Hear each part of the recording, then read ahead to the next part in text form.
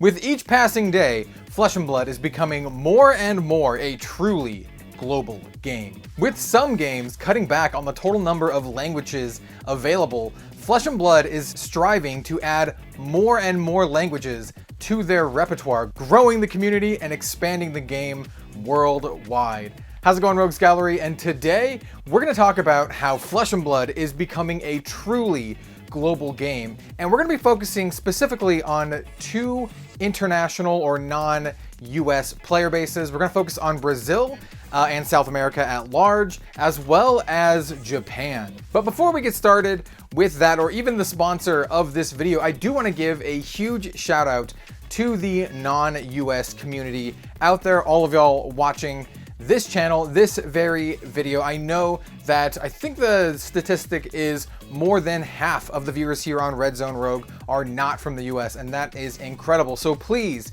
shout off in the comments down below where you are from, or even if you are from the US, what state are you from? It's going to be really interesting to see all of the comments to this video, to see where you are in the world. I think that's one of the best parts about this community here, the Rogues Gallery, just the folks who watch this channel, that we are a truly global community as well. And I love that LSS and Flesh and Blood, they realize that, you know, a card game like Flesh and Blood can be a truly global experience. So before we get to the actual main topic, let's shout out the sponsor of today's video. It is me, the Red Zone Rogue online store. Check it out for all of your tabletop card gaming merch needs. We have playmats, we have sleeves, and now we have our very first apparel, our shirt. So this is the very first Red Zone Rogue t-shirt. It looks incredible. This one is an extra large, so it's the size that I personally wear. So here's the front of the shirt, just with the little RZR logo there. And then the back of the shirt has the awesome RZR card back design. It looks really, really nice. It has like almost kind of like this gold metallic shine to it. These are going to be $25 plus shipping on the Red Zone Rogue online store, redzonerogue.com. We also have an error version that's $19. That's basically white instead of gold. I call it like a white gold version. So there's that. Let's talk about the main topic.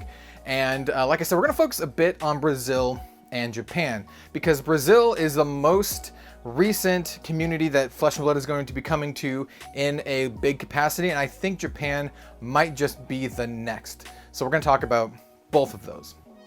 But before we do, I do want to talk a little bit about this year and what Flesh and Blood and LSS have already done this year. So we have already had History Pack 1 in 5 different languages. So we have it in English, Spanish, Italian, French, and German. This is a very recent thing, and in my opinion is one of the biggest things LSS and Flesh and Blood has done to grow the game. The future of Flesh and Blood is a truly global market, not just kind of like this hyper-focused, compartmentalized thing, you know, focusing on the US and then, you know, in Australia and New Zealand and Canada. No, it is this, you know, truly global thing. So I really do think this is super, super important, not just for the short term of Flesh and Blood, but for the longevity of the game as a game.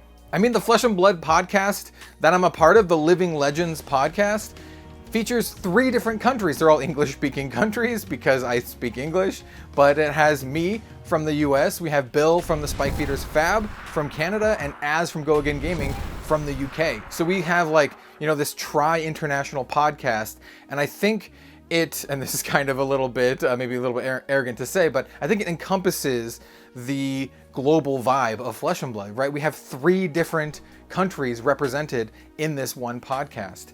And as Flesh and Blood goes on, it will become a more global thing. So let's talk about Brazil. So Brazil is the most recent country that will be receiving official organized play support and distribution from Legend Story Studios and Flesh and Blood, and that's awesome. I know I have a ton of Brazilian and other South American viewers here on Red Zone Rogue. Shout out once again in the comments down below. Let me know where you are from, and I know they've been really, really wanting the game in their country. I read the comments, I know, and I'm super, super happy for everyone in this country and maybe even other areas in South America that have better access now to Flesh and Blood, or more reasonable access to Flesh and Blood. I'm really, really happy for all y'all out there. I think it's truly awesome. And jumping on from that, I've seen a resurgence, or maybe like, not a resurgence, but a new foundation of Flesh and Blood players in Japan. And here I want to give a shout out to a Flesh and Blood player in Japan who goes by D2D on Twitter. He's from Osaka, and he is just, you know, growing this Flesh and Blood community there, just like this grassroots movement with no official support. They're just doing what they can to bring this game to Japan and their communities. I do know there are more groups forming like in Okinawa. And why this is so important, and not just because like, oh yeah, that's kind of cool that Flesh and Blood made it to Japan, that's kind of cool. It's because the Japanese TCG community is a very, very big and passionate community. Now, I personally also really want Flesh and Blood to come to Japan in an official capacity. And it's not just because I'm a weeb. Hey, I said it's not just because I'm a weeb. No, it's because, like I said, the Japanese card gaming community at large is very, very passionate.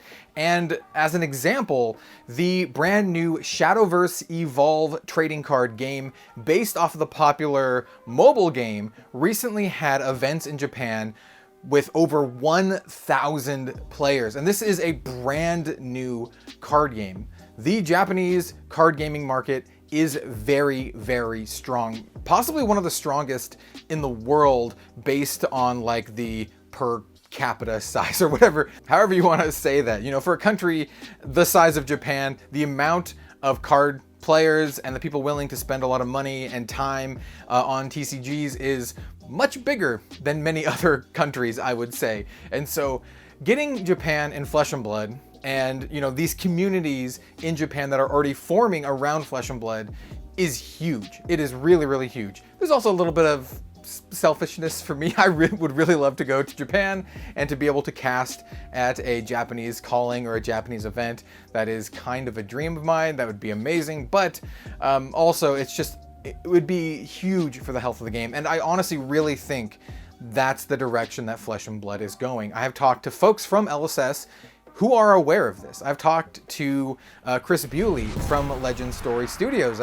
I've you know, shared with him my interactions with D2D, this awesome Flesh and Blood player from Japan. Shared with like what, you know, shared with them what they're doing. I believe I tagged James White and Alan Hale in like a tweet about this, so they know. Like, I know they know because they followed D2D on Twitter. So this is something that not only could happen, probably will happen in the future. Now, it takes time for these things, right? They need to find a good translator to translate all of this stuff into Japanese. They need to find like good distributors in Japan. It's going to take a lot of time, but I think it will eventually happen, and I am so excited for it. And that's not even to mention other, you know, Asian countries like Korea that I think could also pick up Flesh and Blood and have a really, really strong, robust community. So I'm super excited for this. This, to me,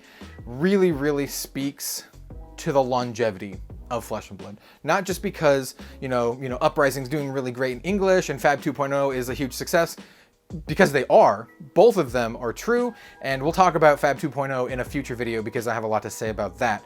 But the fact that it's spreading at a global level gives me true hope that Flesh and Blood is not just here to stay, but it's here to thrive.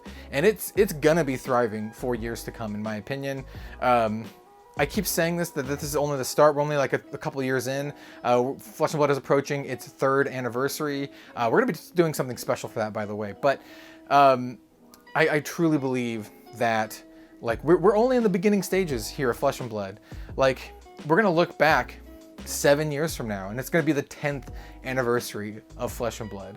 And some people are like, oh, that's maybe a little bit of counting your chickens before they hatch. And I'm like, no, because I really, really believe that Flesh and Blood will get here, because it's run by people who are very, very passionate about what they're doing, and the fan base and everyone who, you know, becomes a part of Flesh and Blood just loves the game, and they just want to share it with all of their friends. So really excited for the future of Flesh and Blood. Let me know what you think about all this stuff in the comments down below. Don't forget to sign off where you are from in the world. Thank you all so much for watching. Don't forget to like, comment, and subscribe. It really, really helps grow the channel and helps grow these games that we all love. Check out the Red Zone Rogue online store for these shirts, and we'll see you next time.